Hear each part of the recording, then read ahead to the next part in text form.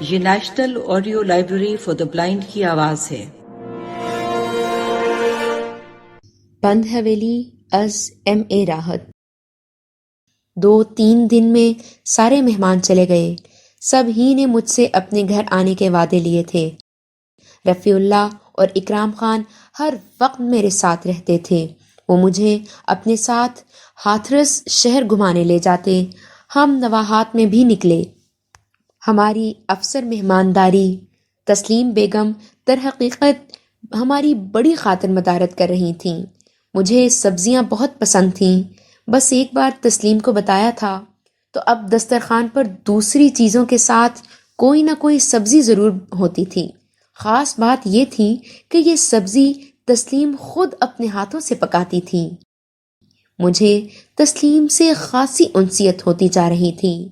بعض اوقات میں راتوں کو اس کے بارے میں سوچنے لگتا تھا کہ کراچی جا کر کیا میں اسے آسانی سے بھول جاؤں گا؟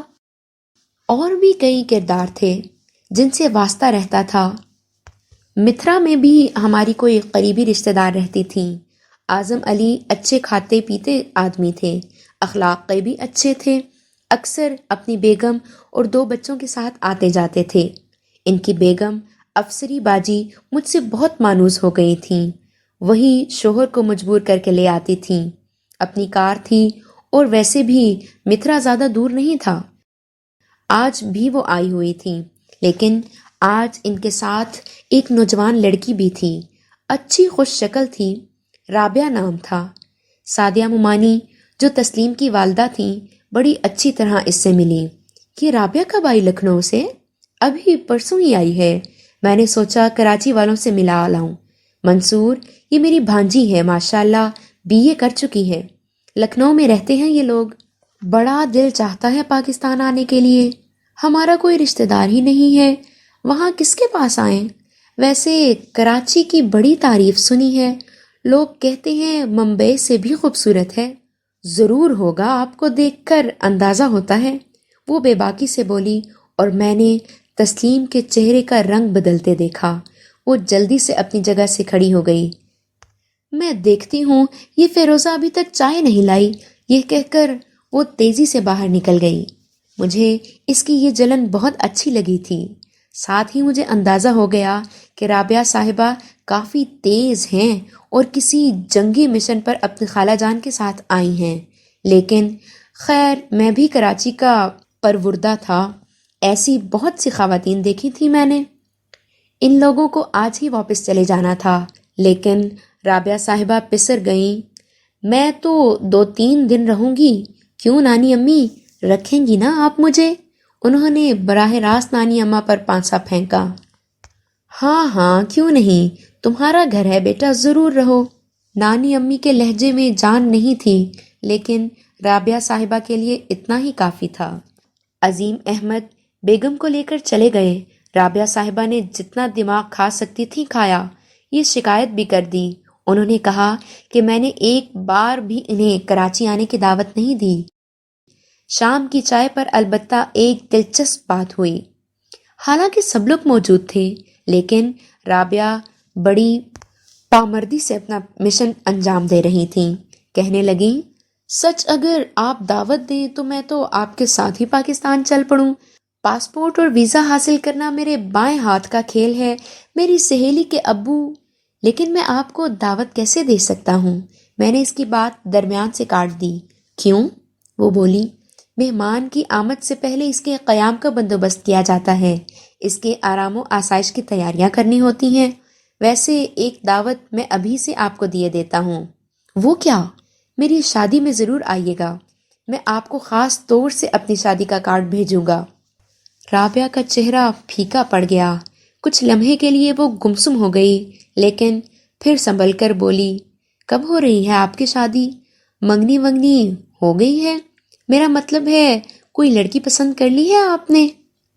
مجھے تو بہت سی لڑکیاں پسند ہیں، لیکن میری شادی میری والدہ کی پسند سے ہوگی، میں نے کہا، اور میں نے تسلیم کے چہرے پر بہت دیر کے بعد سکون کے آثار دیکھے۔ آج کا سارا دن رابعہ نے دماغ چاٹ کر رکھ دیا تھا۔ وہ تو رات کو بھی محفل جمانے کے چکر میں تھی، لیکن میں نے یہ پروگرام فیل کر دیا۔ آپ لوگ انجوائے کریں، میں سونا چاہتا ہوں۔ اور پھر کسی کی بات کا انتظار کیے بغیر میں اٹھ کھڑا ہوا۔ اس بار میں نے تسلیم کے چہرے پر خوشی کے آثار دیکھے۔ اپنے اندازے کے مطابق میں اسے یہ باور کرانے میں کامیاب ہو گیا تھا کہ رابعہ مجھ پر کوئی اثر نہیں ڈال سکی ہے۔ میں اپنے کمرے میں آ کر بستر پر لیٹ گیا۔ اب میری ضرورت کی ہر چیز میری خواہش کے مطابق میرے کمرے میں ہوتی تھی۔ بستر پر لیٹنے سے پہلے میں نے سرہانے والی کھڑکی کھول دی تھی۔ اس کھڑکی سے بڑی خوشگوار ہوا آتی تھی جس میں باغ میں کھلے پھولوں کی مہک ہوتی تھی۔ کھڑکی سے ہوا کے خوشبودار جھونکے اندر آنے لگے اور میری پلکیں بوجھل ہو گئیں۔ نہ جانے کتنی دیر سویا تھا کہ کسی آہٹ سے آنکھ کھل گئی۔ ممانی جان یعنی تسلیم کی والدہ نے کہا تھا کہ کمرے کا دروازہ بند کر لیا کریں۔ ان کے کہنے کے بعد میں نے اس کا خیال رکھا تھا۔ اس وقت بھی دروازہ بند تھا۔ پتہ نہیں کیسی آہٹ تھی۔ کچھ لمحے آنکھیں کھلی رکھیں، پھر بند کر لیں، لیکن اس بار آواز کچھ زیادہ تھی۔ میں چونک پڑا۔ ایک دم میرا خیال رابعہ کی طرف گیا تھا۔ اس کی بے باکی کا اندازہ کر چکا تھا۔ دروازے کی طرف دیکھا، دروازہ بند تھا۔ پھر پلٹ کر کھڑکی کی طرف دیکھا، یہ آواز کھڑکی کی طرف سے آ رہی تھی۔ میں اٹھ کر بیٹھ گیا۔ میں نے کھڑکی سے دوسری طرف جھانکا۔ میں بتا چکا ہوں کہ پرانے طرز تعمیر کے اس گھر کا احاطہ بہت لمبا چوڑا تھا۔ اس میں خاصا وسیع باغ موجود تھا۔ بہت سے درخت تھے۔ پیپل کا ایک بہت گھنا اور قدیم درخت بھی احاطے کی دیوار کے ساتھ تھا، اور اس کے تنے کی چاروں طرف ایک خوب لمبا چوڑا کچا چبوترا بنا ہوا تھا۔ باہر تیز چاندنی پھیلی ہوئی تھی اور ماحول نکھرا نکھرا لگ رہا تھا، لیکن وہ آواز… پھر ایک اور آواز میرے کانوں میں ابھری۔ یہ سسکیوں کی آواز تھی، 100% سسکیوں کی آواز۔ میں نے اس مکان پر بھی غور کیا کہ یہ کہیں ہوا کی سرسراہٹ نہ ہو، لیکن یہ سسکیاں ہی تھیں جو بڑے تواتر سے ابھر رہی تھیں۔ اب مجھے یہ آواز اپنے بالکل قریب محسوس ہو رہی تھی اور صاف ظاہر ہو رہا تھا کہ کوئی لڑکی رو رہی ہے۔ میری نظریں کھڑکی سے دوسری طرف بھٹکنے لگیں اور پھر میں نے پیپل کے درخت کے گرد پھیلے چبوترے پر نظریں مرکوز کر دیں۔ میرا منہ حیرت سے کھل گیا۔ آنکھوں سے نیند کی کیفیت بالکل رفو چکر ہو گئی۔ میں نے پیپل کے نیچے چبوترے پر کسی کو سفید کپڑوں میں بیٹھے ہوئے دیکھا۔ اس سے کچھ فاصلے پر ایک چتا نظر آ رہی تھی۔ کراچی کے کچھ علاقوں میں جہاں ہندو آبادی تھی، وہاں بھی شمشان گھاٹ تھی جن میں ہندو مردے جلائے جاتے تھے، لیکن میں نے کبھی وہ شمشان گھاٹ یا چتا نہیں دیکھی تھی۔ ہاں، ہندوستانی فلموں میں کئی بار چتائیں اور مردے جلتے دیکھے تھے۔ یہ چتا بھی ایسی ہی تھی۔ لکڑیاں بالکل اسی انداز میں چنی ہوئی تھیں اور سفید لباس میں ملبوس لڑکی اس سے کچھ فاصلے پر بیٹھی رو رہی تھی۔ کچھ لمحے تو مجھ پر حیرت طاری رہی، پھر ایک دم خیال آیا کہ دیکھوں تو صحیح کیا قصہ ہے۔ بہت سے خیالات دل میں آئے، ایک ہلکا سا خوف بھی دل میں ابھرا، لیکن پھر سب کچھ نظر انداز کر کے چپلیں پہنی اور کمرے سے باہر نکل آیا۔ ہر طرف سناٹا پھیلا ہوا تھا۔ میں راہداری عبور کر کے بیرونی حصے میں آیا اور میں نے پیپل کے درخت کی طرف دیکھا، لیکن وہاں کوئی چتا تھی نہ لڑکی۔ خاموشی اور سناٹا براجمان تھا۔ بہت دیر تک وہاں کھڑا درخت کی طرف دیکھتا رہا، پھر واپس چل پڑا۔ ذہن اس واقعے میں الجھا رہا، پھر نیند نے مشکل حل کر دی۔ دوسرے دن غسل کرتے ہوئے میں نے سوچا کہ ان لوگوں کو ناشتے کی میز پر رات کے اس واقعے کے بارے میں بتاؤں گا، لیکن پھر خود ہی ارادہ ملتوی کر دیا۔ ممکن ہے ان لوگوں کو اس بارے میں معلوم نہ ہو، بلا وجہ خوف زدہ ہو جائیں گے یا مجھے جھوٹا سمجھیں گے۔ رابعہ صاحبہ نے ناشتے کی میز پر گفتگو شروع کر دی۔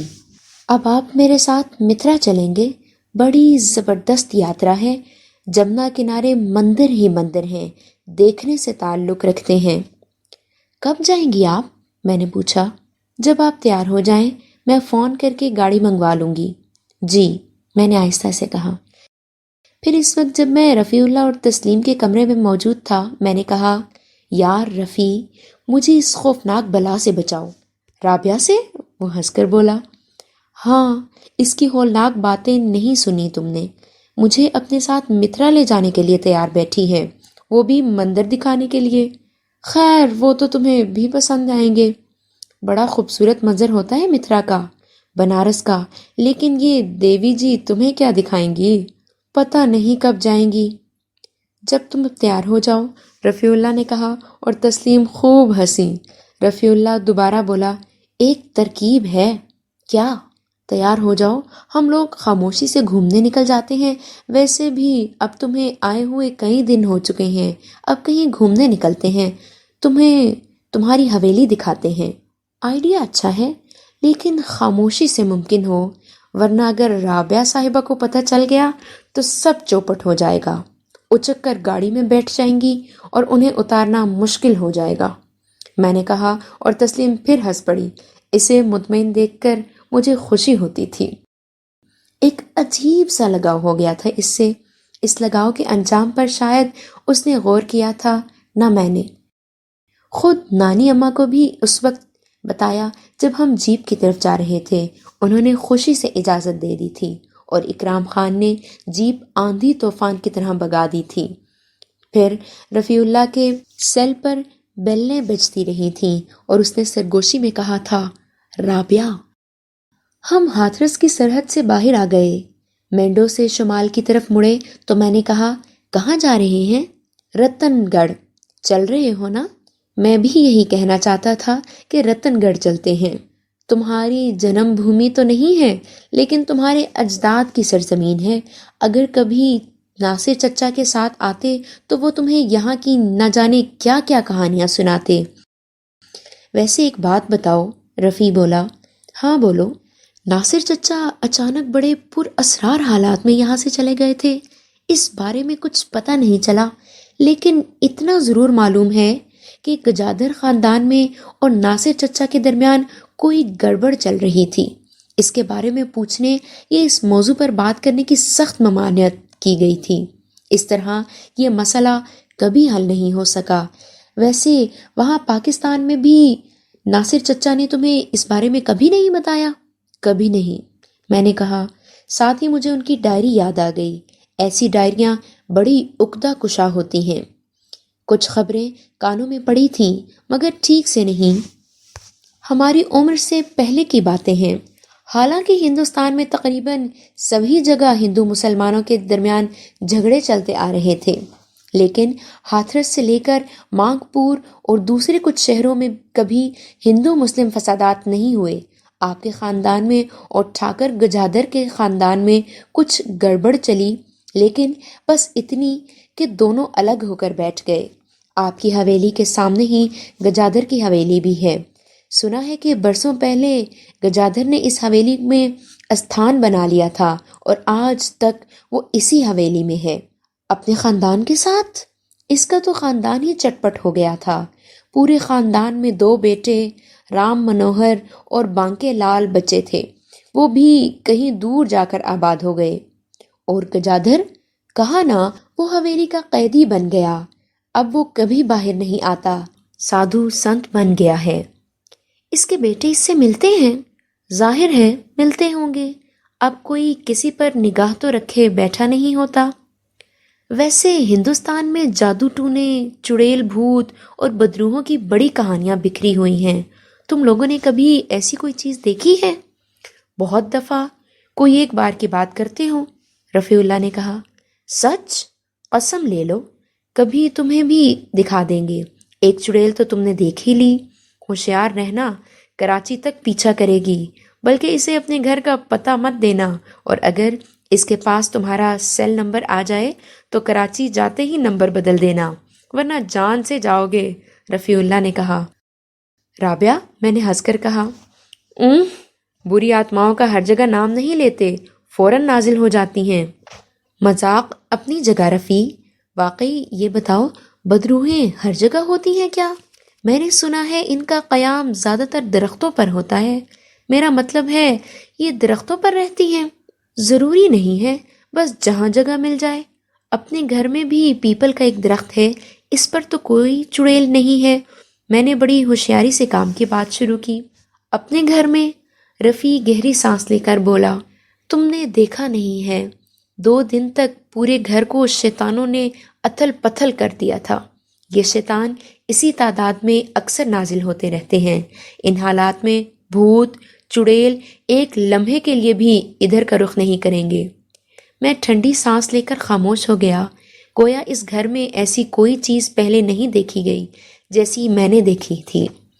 پھر وہ سب کیا تھا جو میں نے ہوش و حواس کے عالم میں دیکھا تھا؟ اکرام خان گاڑی چلا رہا تھا، پھر ایک چھوٹی سی آبادی آئی تو اس نے آبادی کے بازار میں گاڑی روک دی۔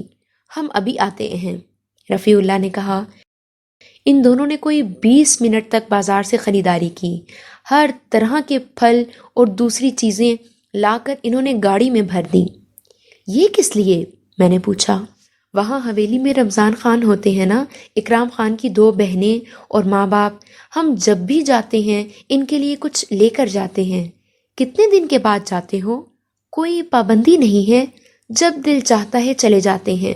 نہیں، میرا مطلب ہے جب تم نہیں جاتے تو رمضان خان کہاں سے اپنی ضرورتیں پوری کرتے ہیں؟ خود سائیکل پر یہاں آ جاتے ہیں اور خریداری کر کے چلے جاتے ہیں۔ انہیں اخراجات کہاں سے ملتے ہیں؟ نہیں معلوم، اکرام خان نے کہا۔ کیا مطلب؟ بتاتے نہیں ہیں۔ ویسے اللہ کے فضل سے ضرورت کی ہر چیز وہاں ہوتی ہے۔ Very good. مجھے یہ سب بہت دلچسپ لگ رہا تھا۔ ابو تو تھے ہی خاموش طبع، کبھی کوئی بات ہی نہیں کرتے تھے۔ امی اتنی بدمزاج نہیں تھیں، لیکن چونکہ ابو سے ان کے تعلقات کبھی بہتر نہیں نظر آئے تھے، اس لیے ہم دونوں بہن بھائی گھر کے ماحول سے بہت بددل رہتے تھے۔ پھر رخسانہ کی تقدیر بدلی، اس کی شادی ہو گئی اور اسے اس سخت ماحول سے نجات مل گئی۔ بس میں بد نصیب رہ گیا جس کے لیے گھر میں کوئی خوشی نہیں تھی۔ ابو دنیا سے چلے گئے، لیکن انہوں نے کبھی مجھے نہیں بتایا کہ وہ پاکستان آتے ہوئے ہندوستان میں اپنے کئی اثاثے چھوڑ آئے ہیں۔ رمضان خان کے بارے میں بس یہ معلوم ہوا تھا کہ وہ دادا صاحب کے زمانے سے ہمارے ہاں کام کرتا تھا۔ اب دادا صاحب رہے تھے، نہ ابو اور نہ کوئی اور۔ اب رمضان خان کسی کا ملازم نہیں تھا۔ پھر وہ حویلی میں کیوں رہتا تھا؟ یہ بات بھی کان میں پڑ چکی تھی کہ ابو نے پاکستان میں اس حویلی کا کلیم لے لیا تھا اور اب یہ کسٹوڈین کی ملکیت تھی۔ خدا جانے کیا گورکھ دھندا تھا۔ ہم ایک سڑک سے گزر رہے تھے کہ ایک باغ میں جانے والی ذیلی سڑک سے ایک جیپ نمودار ہوئی۔ اس میں 3 افراد سوار تھے۔ میں نے جیپ کو پہچان لیا اور ان میں بیٹھے ہوئے تینوں افراد کو بھی۔ ایک ترویدی تھا، دوسرا آرام سہائے، تیسرا ان کا ڈرائیور تھا۔ ان لوگوں نے بھی ہمیں دیکھ لیا اور ترویدی کے اشارے پر اس کے ڈرائیور نے جلدی سے جیپ آگے نکال کر روک دی۔ اکرام نے بھی اپنی جیپ ان کی جیپ کے برابر جا کر روک دی۔ ترویدی کی آواز سنائی دی، جے بھوانی۔ اس نے دونوں ہاتھ جوڑ کر ماتھے سے لگائے۔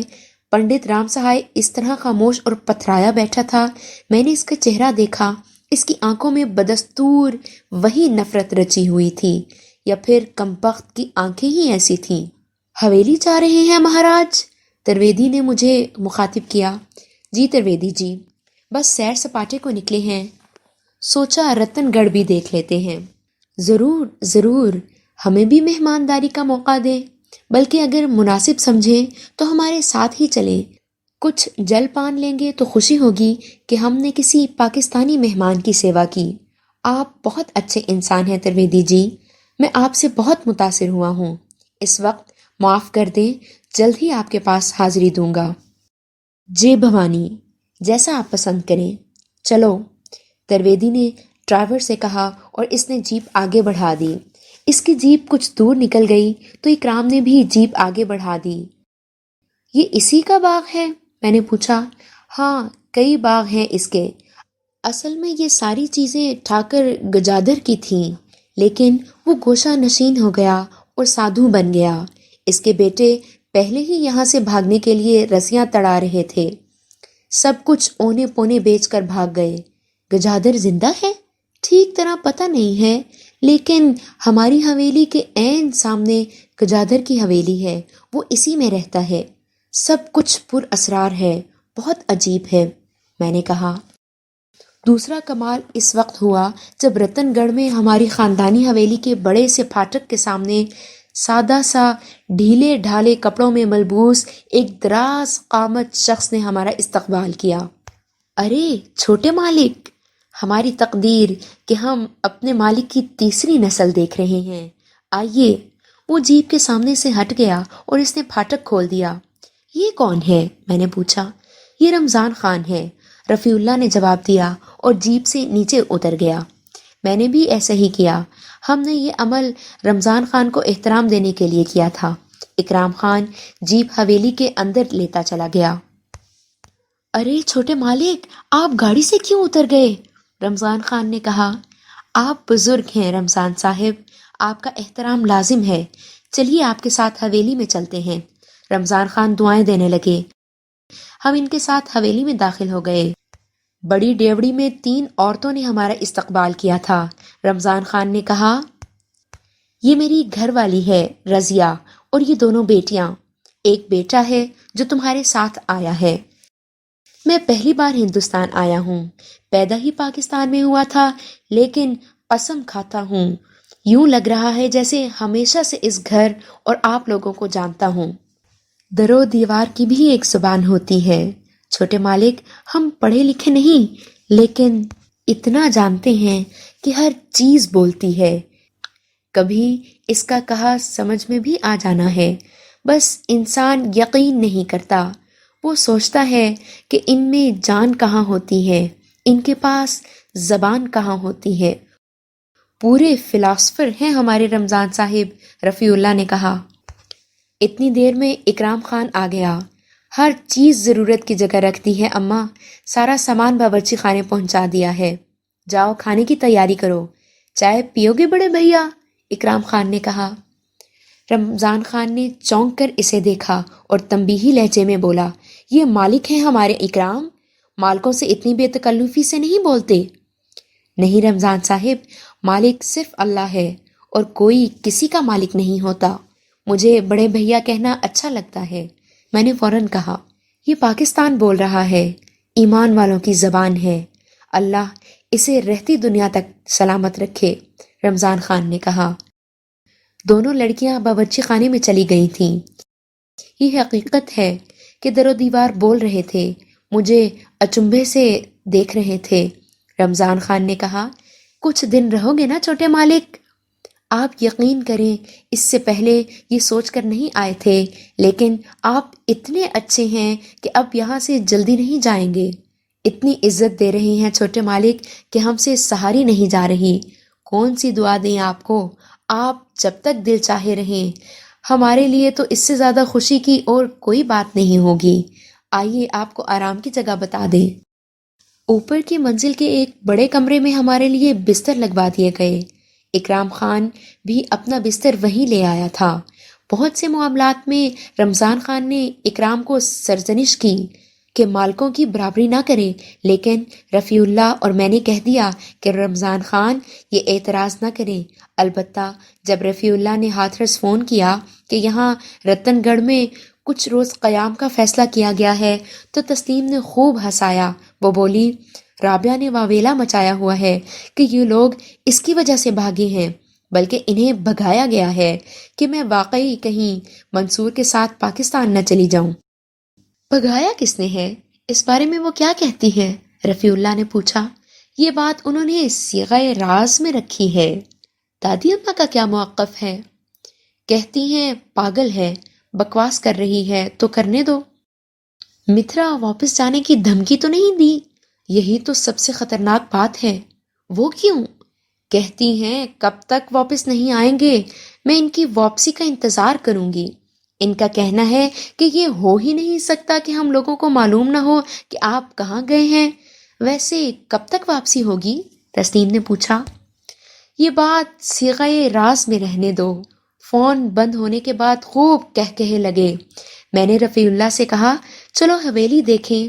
دیکھوں تو صحیح میرے باپ دادا نے کس ماحول میں زندگی گزاری ہے۔ آؤ، رفیع اللہ نے کہا۔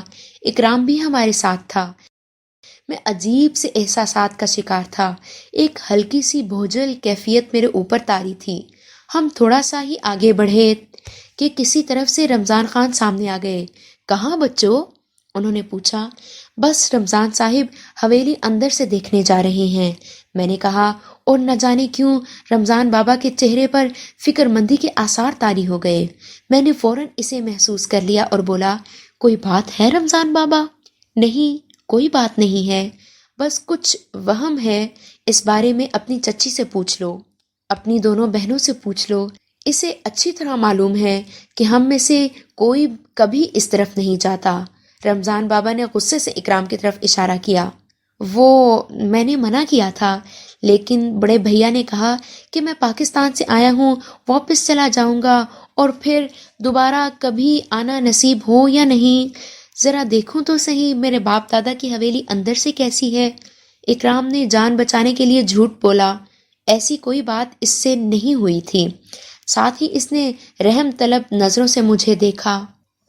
میں نے فوراً کہا، اکرام کے منع کرنے کی وجہ سے مجھے تجسس ہوا۔ میں نے اسے مجبور کر دیا اور کہا کہ ہم خاموشی سے چلتے ہیں۔ آپ یہ بتائیے کہ منع کیوں کر رہے ہیں؟ ایسی کیا خاص بات ہے؟ اور آپ نے چچی جان اور بہنوں سے پوچھنے کے لیے کیوں کہا ہے؟ وہ بس بیٹے، خالی گھروں میں سائے ہو جاتے ہیں، کچھ روحیں آ کر آباد ہو جاتی ہیں۔ یہ حویلی بھی طویل عرصے سے ویران ہے اور یہاں کوئی آبادی ہے۔ روحوں کی؟ میں نے دلچسپی سے پوچھا۔ یہی سمجھ لو۔ وہ کون ہیں، کیا ہیں، مجھے نہیں معلوم۔ شروع میں ہم نے صفائی کے لیے کھلا رکھا تھا، لیکن کئی واقعات ہوئے۔ کسی نے میری بیٹی کے بال کاٹ دیے، بہت لمبے بال تھے اس کے۔ وہ اندر صفائی کر رہی تھی، وہیں بے ہوش ہو گئی۔ اس طرح ایک بار تمہاری چچی کی کمر میں کسی نے لات ماری اور اتنی زور سے ماری کہ ان کی کمر کے مہرے آج تک ہلے ہوئے ہیں۔ بس ہم اس کے بعد ادھر نہیں جاتے۔ ایک اور کہانی ہے۔ ارے واہ خان صاحب، آپ نے ہمیں کچھ بھی نہیں بتایا۔ وہ کیا کہانی ہے بتائیے؟